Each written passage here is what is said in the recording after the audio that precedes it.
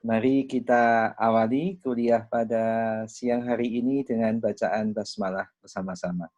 Bismillahirrahmanirrahim. Ya, oke, baik teman-teman. Sebelumnya kita akan langsung jam ini konteksnya untuk bahan yang bagian awal dari yang sudah saya sharekan ini sudah ada di link YouTube yang tadi baru saja saya kirim. Terutama untuk prinsip karamah insaniyah, muamalah bil misli, khuriyah, ta'awun insani, adalah, dan fadilah. Nah, pada sesi kali ini kita akan langsung melanjutkan. Mungkin nanti kita bisa membuat tanya jawab di forum di My Class. Kalau nanti ada pertanyaan via tag nanti bisa dikelola. Baik, kita akan langsung membahas melanjutkan pembahasan sebelumnya, kita langsung masuk ke prinsip tasamuh. Secara sederhana, tasamuh ini bermakna tentang prinsip untuk bertoleransi. Prinsip untuk menghormati posisi orang lain. Nah, sehingga dalam bahasa politik barat ini kita bicara tentang peaceful coexistence. Bagaimana kita bisa hidup berdampingan secara damai. Apakah perdamaian itu terkait dengan perbedaan posisi keagamaan, posisi politik, maka kita harus mengedepankan peaceful coexistence untuk kita hidup secara bersama-sama. Dalam Islam kita temukan sejumlah ayat yang mengamanahkan pentingnya peran tasamuh. Kira-kira teman-teman bisa mengusulkan kira-kira ayat apa yang bercerita tentang tasamuh? Mungkin pernah mendapatkan informasi. Oke, saya bisa berikan clue seumpama salah satu ayat di dalam surat Al-Baqarah yang berdekatan dengan ayat kursi, setelah ayat kursi. Ada yang hafal?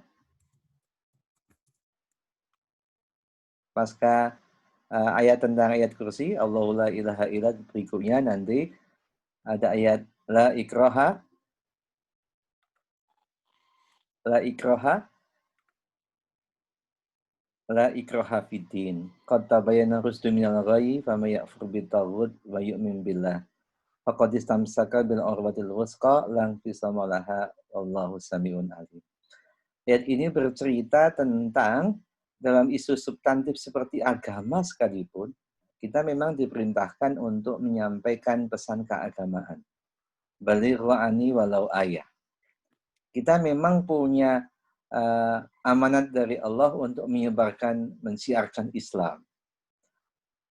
Tetapi proses mensiarkan itu sendiri tidak boleh diiringi dengan tradisi-tradisi pemaksaan.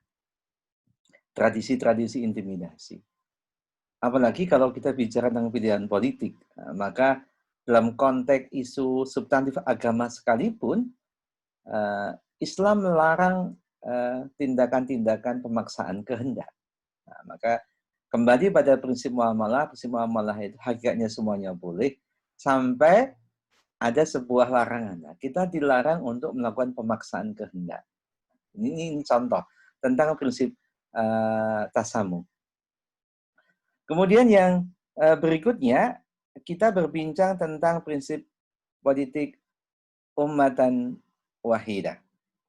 Prinsip politik untuk bicara tentang katakanlah kebersatuan umat. Jadi Islam punya gagasan untuk bicara tentang how to make unity. Jadi bagaimana kita membangun sebuah persatuan. Ada yang bisa membantu kira-kira ayat apa yang punya narasi seperti ini? Terkait dengan berpegang teguh kepada ikatan kebersamaan.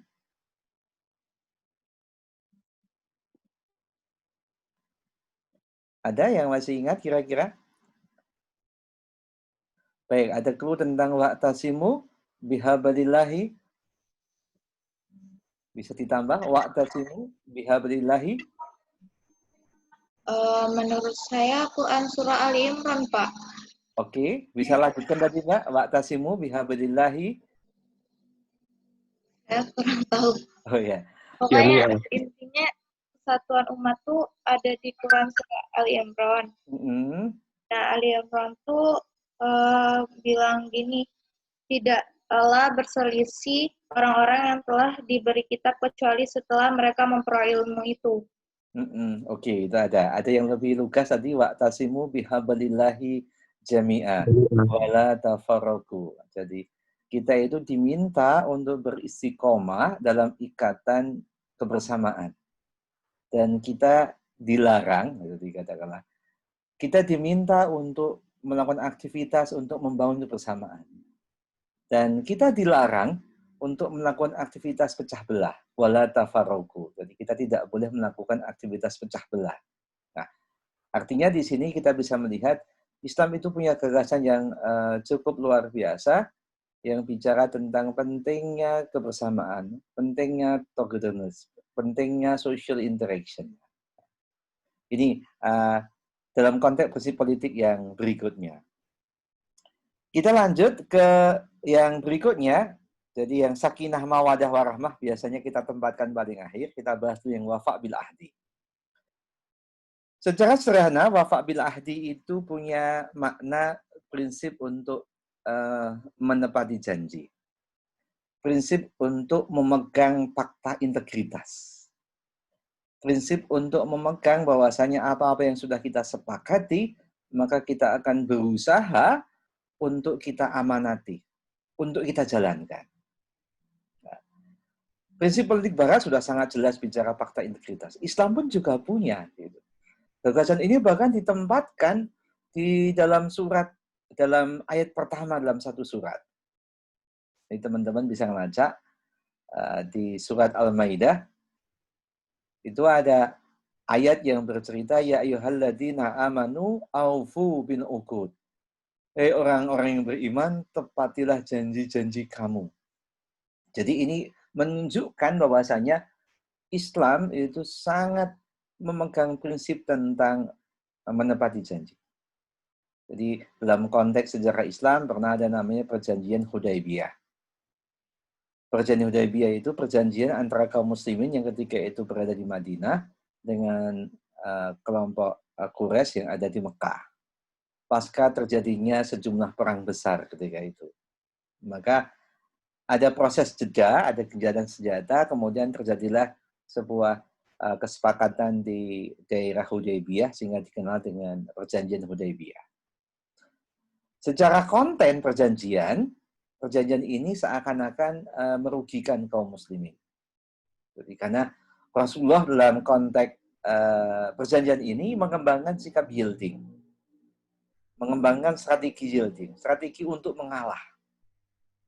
Sedangkan kelompok Quraisy itu mengembangkan strategi contending, strategi untuk menyerang. Sejumlah sahabat sempat kecewa.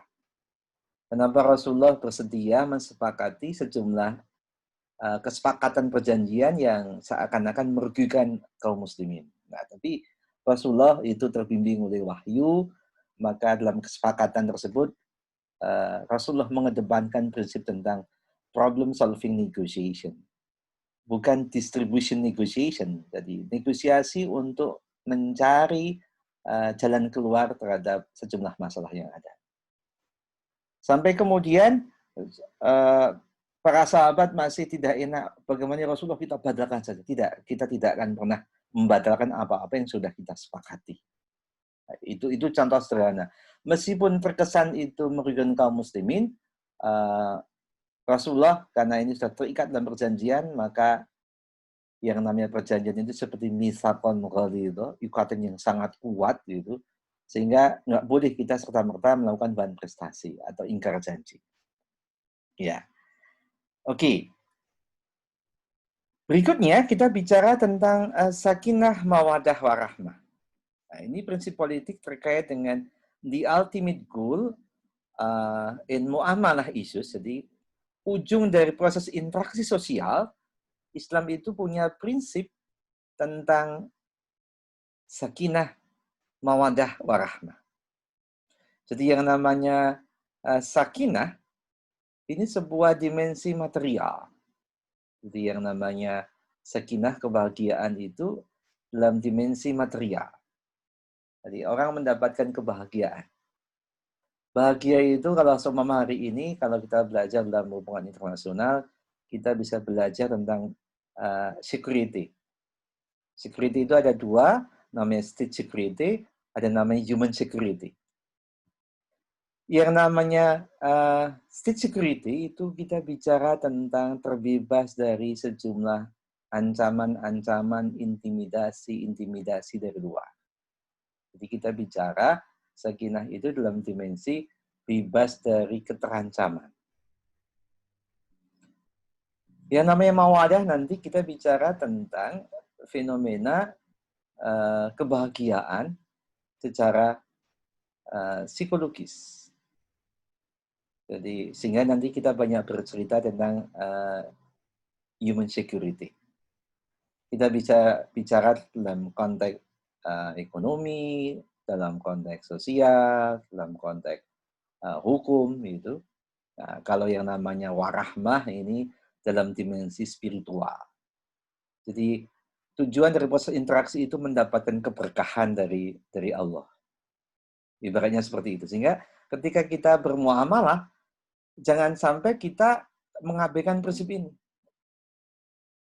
Jangan sampai katakanlah kita merasa untung tetapi tidak berkah gitu. Nah, maka aktivitas politik itu diharapkan akan memberikan keberkahan. Atas politik itu bisa menghilangkan katakanlah intimidasi terhadap pihak lain. Keputusan politik itu bisa membuat orang bisa lebih sejahtera.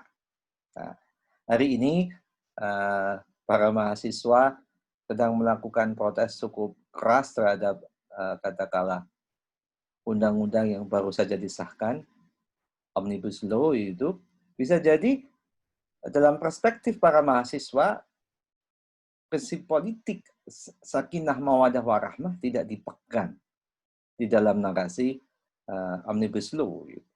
Sehingga kemudian hari ini masyarakat, baik organisasi keagamaan, sampai turun tangan. Sampai membuat statement-statement yang luar biasa. Dan para mahasiswa juga bergejolak di tengah isu pandemi yang luar biasa. Oke, mungkin ada pertanyaan dari 4 pembahasan yang sudah kita sampaikan. Dipersilahkan, karena insya Allah besok minggu depan, kalau tidak ada oral, kita akan melakukan kuis.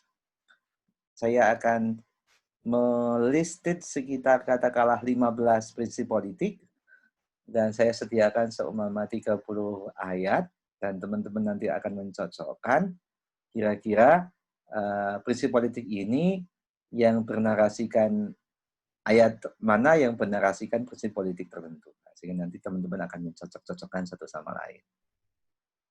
Oke, dipersilahkan kalau ada pertanyaan. Ya, baik. Kalau tidak ada, kita akan masuk ke prinsip politik dalam dimensi vertikal. Ya.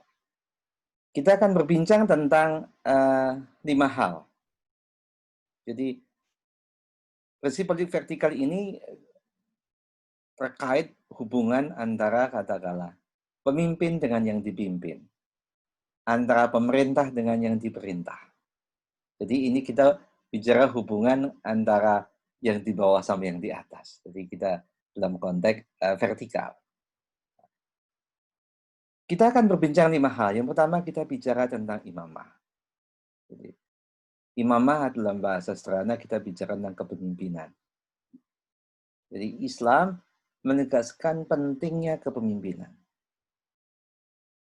Jadi kalau seumpama kita lacak dalam surat Al-Baqarah nanti, ada sebuah pesan tentang statement dari Allah, ini ja'ilun fil ardi khalifah. Sesungguhnya saya akan menciptakan satu makhluk yang bernama manusia untuk menjadi khalifah, untuk menjadi pengganti otoritasku di muka bumi. Dalam hadis Rasul juga banyak bercerita tentang kulukum ra'in wa kulukum mas'ulun an ra'iyatihi. Jadi berbincang tentang katakanlah setiap diri adalah pemimpin. Setiap pemimpin itu akan dimintai pertanggungjawaban. Dalam konteks Islam, ketika kita bicara imamah, bagaimana hukumnya? Hukum imamah ini para ulama mengatakan wajib. Jadi dalam satu masyarakat di level apapun itu perlu ada pemimpin. Jadi seumpama dalam konteks narasi umum ada cerita ar-rijalu qawwamuna 'alan nisa.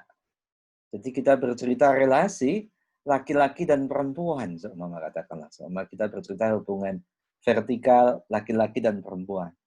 Ada ar-rijalu qawwamuna 'alan nisa. Laki-laki itu pemimpin bagi perempuan. Nah, itu bercerita tentang prinsip politik yang dimensinya adalah vertikal. Jadi dalam masyarakat itu harus ada pemimpin. Jadi kalau ada hubungan pemimpin dengan yang dipimpin, nanti masyarakat itu akan bisa maju. Jadi kalau dalam masyarakat itu tidak ada pemimpin, nah maka gerak laju masyarakat itu cenderung tidak terarah, tidak terkoordinir. Sehingga dalam konteks politik, Islam bicara tentang pentingnya pemimpin. Pentingnya leadership. Leadership dalam Islam ini tidak semata-mata hanya bicara public accountability. Nah, ini yang bedanya sama teman-teman di Barat. Kalau Barat hanya mengedepankan public accountability. Tapi dalam Islam itu ada namanya God accountability. Jadi ada pertanggungjawaban kepada Allah, kepada Tuhan. Jadi Allah akan meminta pertanggungjawaban terhadap apa-apa yang sudah kita pimpin. Ini perbedaan yang sangat signifikan antara gagasan Western dengan gagasan katakanlah Islam. Oke, mungkin ada pertanyaan terkait dengan narasi penjelasan tentang prinsip politik imamah. Monggo kalau ada pertanyaan dipersilahkan. Ya, baik kalau tidak ada. Kita masuk kembali ke bagian yang kedua. Kita bicara tentang prinsip politik bai'ah. Bai'ah ini bicara kalau seumpama kita lacak dalam narasi barat, kita akan ketemu sejumlah teori-teori yang dikembangkan oleh Montesquieu, oleh katakanlah John Locke. Mungkin kita juga bisa belajar dari tulisannya Thomas Hobbes. Kira-kira bercerita tentang apa? Bai'ah dalam perspektif barat itu menggunakan istilah apa? Ayo, monggo kalau ada gagasan yang kira-kira sepadan atau mirip itu dengan gagasan bai'ah itu. Sumpah setia, Pak. Sumpah setia, oke. Bagus, Mas. Tapi dalam istilah barat namanya kontrak sosial, sosial kontrak. Ya, ada namanya Rousseau itu nulis buku Du Kontrak Sosial. Ya. Jadi memang seringkali orang mempersepsikan bai'ah itu sebagai sumpah setia. Sehingga mohon maaf, jadi kalau wah ini bai'ah itu narasinya adalah narasi yang agak peyoratif gitu. Nah, tapi dalam konteks Islam sebenarnya tidak seperti itu. Bai'ah itu adalah sebuah fenomena perjanjian antara orang yang mau dipimpin dengan pemimpin. Jadi Rasulullah pernah melakukan aktivitas ini. Jadi dulu ada namanya Bai'ah Aqobah. Ada sebuah kesepakatan untuk saling mentaati antara katakanlah kaum muslimin yang ketika itu ada di Mekah dengan sejumlah suku-suku baik dari Aus baik dari Khazraj yang ketika itu meminta Rasulullah untuk bisa pergi ke Madinah untuk membantu mereka. Nah, ada dua peristiwa Bai'ah Aqobah, sehingga ada namanya Bai'ah Aqobah pertama sama Bai'ah Aqobah kedua. Bai'ah Aqobah pertama dalam pandangan Said Ramadan Al-Buti seringkali disebut sebagai Bai'ah An-Nisa gitu.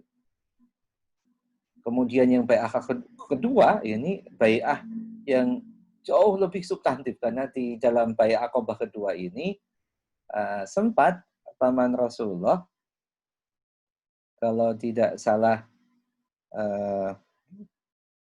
yang kemudian nanti bergabung dengan Rasulullah selain ada Pak Hamzah bin Abdul Muthalib, itu ada satu paman Rasulullah yang ketika itu bertanya, kalau seumpama nanti Muhammad itu saya izinkan untuk pergi ke Madinah, apakah Anda akan membela Muhammad dengan sebaik-baik pembelaan? Kalau Anda memang tidak sanggup membela keponakanku ini dengan baik, maka biarkan Muhammad, biar saya lindungi saja di Mekah, tidak usah ke Madinah. Nah, maka ini sering dikenal dalam kitab Sirah Nabawiyah, ini dianggap sebagai bai'ah untuk melakukan perlindungan yang luar biasa. Nah, dalam konteks prinsip politik Islam, bai'ah ini bertutur tentang pentingnya perjanjian sosial antara orang yang mau dipimpin dengan para pemimpin. Nah, jadi biasanya kemudian dalam tradisi hari ini, para pemimpin itu harus melakukan apa ketika dilantik? Melakukan sumpah, Pak. Ya, melakukan sumpah jabatan. Bahwasanya A, B, C, D, E, A itu bagian daripada tradisi politik Islam. Islam pun punya gagasan. Dalam konteks bai'ah dalam Islam, ini juga tidak hanya publik, katakanlah public social contract. Jadi tidak hanya sekedar social contract saja. Kalau Rousseau nanti ketika bicara tentang kontrak sosial, Montesquieu bicara tentang trias politika, itu hanya bicara tentang di level kemanusiaan saja. Jadi yang namanya bai'ah dalam Islam itu bai'ah yang punya dimensi katakanlah katakanlah kontrak sosial. Kita tidak hanya bicara tentang social contract, tapi kita bicara katakanlah God and social contract. Jadi ada sebuah kontrak yang simultan, kontrak kepada Allah juga kontrak kepada katakanlah masyarakat. Nah, sehingga nanti kita akan bisa baca dalam banyak ayat tentang pentingnya prinsip-prinsip untuk melakukan perjanjian secara fair. Nah, maka semua ada banyak ayat. Jadi ketika kita melakukan fenomena bai'ah, itu seringkali digambarkan dengan fenomena al-bai'. Al-bai' itu apa kira-kira? Di kata dasar bai'ah nanti kita bicara tentang al-bai'. Al-bai' itu makna sederhananya kita bicara tentang jual beli. Jadi prinsip jual beli itu antara diminggu. Ada sebuah kerelaan satu sama lain. Jadi kayak orang jual beli. Di politik itu kalau memang kepengen mengembangkan politik secara Islami, ya kontrak sosial ini harus dilandasi prinsip kesetaraan. Tidak ada paksa memaksa. Biasanya kalau seumpama kita membuat surat perjanjian, nah, maka biasanya ada statement bahwasanya kami ketika membuat perjanjian ini tidak ditekan oleh satu pihak terhadap pihak yang lain. Seumpama itu sebagai salah satu proving pembuktian dalam akad-akad kontrak biasanya. Nah, sehingga dalam konteks tertentu kalau jual beli itu kemudian muncul sejumlah ayat-ayat yang cukup unik gitu. Dalam surat Al-Mutaffifin. Ada yang hafal surat Al-Mutaffifin?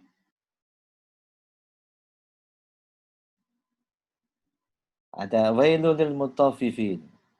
Celaka orang-orang yang mutaffifin, orang yang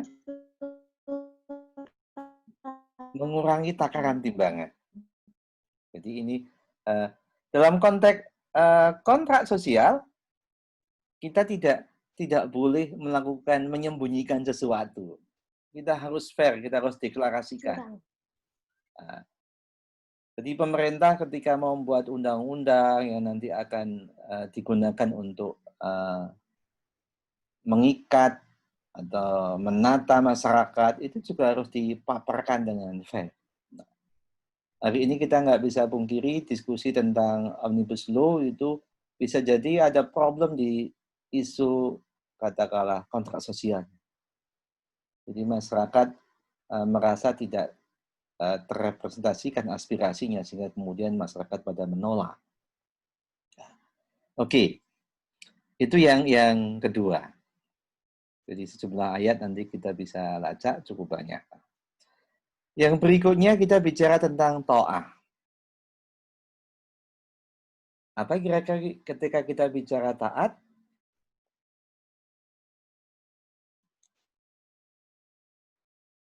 Ya, secara sederhana kita temukan prinsip tentang katakanlah obedient ya. Prinsip untuk mentaati terhadap semua kesepakatan yang sudah disepakati. Jadi contohnya ketika kita dalam konteks ibadah sholat berjamaah, maka kita akan mentaati apapun yang sudah dilaksanakan oleh pemimpin. Karena pemimpin itu diangkat untuk ditaati. Bahkan dalam mazhab peribadahan, gitu, sejumlah mazhab Syafi'i, Hambali, itu seumpama imam itu melakukan sejumlah kesalahan, ketika imam sholat melakukan sejumlah kesalahan, kita diminta untuk tetap mengikuti imam sampai imam itu melakukan aktivitas yang membatalkan sholat. Sepanjang tidak melakukan aktivitas yang membatalkan sholat, maka dia tetap sah. Jadi kita tidak boleh melakukan mufaraqah. Kita tidak boleh keluar dari jamaah. Saya tidak khusyuk, Pak, sholat ini, Pak, karena bacaan imam banyak salahnya, Pak. Tadi sudah diingatkan masih salah-salah terus, Pak. Jadi imam itu diangkat untuk ditaati. Tetapi memang ada sebuah hadis Rasul yang mengatakan tidak, imam boleh tidak ditaati ketika imam itu bernarasikan tindakan-tindakan yang sifatnya maksiat. La ta'ah fi maksiyah. Tidak ada ketaatan kalau pemimpin itu melakukan tindakan kemaksiatan. Jadi kita tidak dikena hukum. Loh Pak, bagaimana dengan dalil yang namanya atiullah wa atiur rasul wa ulil amri minkum? Taatlah pada Allah, taatlah pada Rasul, dan kepada katakanlah pemimpin di antara kamu. Jadi kalau ketika kita bicara atiullah wa atiur rasul, nah itu langsung menggunakan kata taat itu melekat. Tapi dalam konteks ulil amri minkum itu tidak langsung melekat. Artinya kalau dalam pandangan Ustadz Adi Hidayat, oke, kita akan taat kepada para pemimpin, maka kita akan taat sepanjang pemimpin itu taat kepada Allah dan Rasulnya. Oke. Yang berikutnya kita bicara tentang katakanlah prinsip politik syura. Prinsip politik untuk bermusyawarah. Pemimpin dengan yang dipimpin itu sebelum memutuskan sebuah keputusan itu harus bermusyawarah. Rasulullah ketika melakukan perang Uhud itu bermusyawarah. Bagaimana baiknya? Apakah kita akan menghadapi kelompok-kelompok Quraisy dalam perang Uhud ini sebagaimana hanya dalam konteks seperti perang Badar, ataukah ada alternatif lain? Rasulullah memberikan kesempatan untuk bermusyawarah. Rasulullah bermusyawarah terkait juga dengan nanti ada perang Khandaq. Bagaimana cara terbaik untuk menghadapi pasukan koalisi yang dikenal dengan pasukan Al-Ahzab. Ada perang Al-Ahzab. Perang Ahzab itu perang koalisi karena kaum muslimin itu dikepung dari banyak sisi. Maka kemudian Rasulullah minta pendapat dari para sahabat bagaimana strategi paling efektif. Jadi wa amruhum syura bainahum. Untuk urusan kamu kita diminta untuk bermusyawarah. Yang terakhir itu prinsip politik musyawarah. Jadi seorang pemimpin itu harus meletakkan prinsip politik untuk memberikan katakanlah persamaan hak. Jadi jangan sampai dalam konteks politik itu ada sebuah pemberian eksklusivitas. Satu kelompok diberikan kekhususan, sedang kelompok lain tidak diberikan kekhususan. Jadi ini prinsip politik musyawarah. Prinsip politik egalitarian. Nah, jadi seorang pemimpin itu tidak boleh melakukan politik diskriminasi. Ya. Sejumlah ayat nanti cukup banyak bertutur tentang prinsip politik untuk bicara tentang musyawarah. Jadi cerita dari Nabi Daud ketika harus memutuskan perkara, ketika ada aduan dari sekelompok katakanlah sekelompok peternak yang bertemu dengan sekelompok petani, di mana hewan-hewan dari peternak ini merusak tanaman dari petani. Raja Daud kemudian diuji. Ya. Oke, dipersilahkan teman-teman semua kalau ada pertanyaan. Ini untuk penjelasan tentang politik dalam konteks prinsip politik Islam dalam dimensi vertikal. Monggo, kalau ada pertanyaan. Bisa dimengerti? Baik, kalau tidak ada pertanyaan, ini masa berlakunya sudah mau expire karena ini bukan yang profesional account. Kalau memang sudah tidak ada pertanyaan, saya akan tutup. Tapi sebelum saya tutup, saya informasikan insya Allah minggu depan kita akan melakukan kuis.